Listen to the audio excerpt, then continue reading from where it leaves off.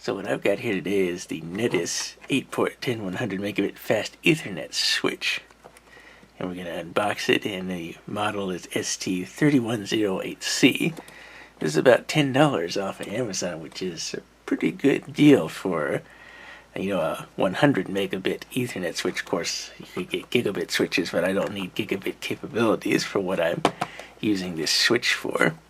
And for those curious off the bat, this is an unmanaged Ethernet switch, so there is no settings or anything that you can go into on this switch and configure like you could on an actual managed Ethernet switch.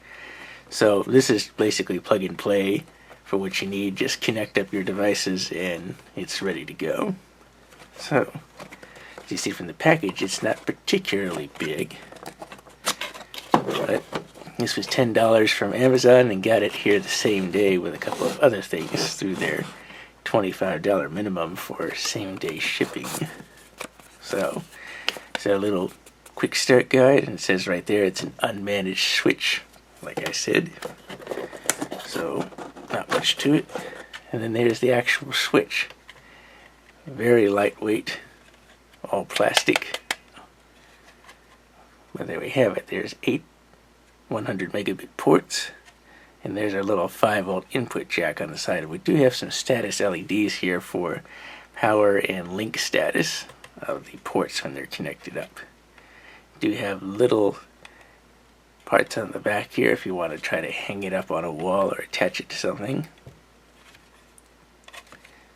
Not much else to it except for the little warranty tag there. And then in the box, the only other thing we would have is our little 5-volt AC adapter to power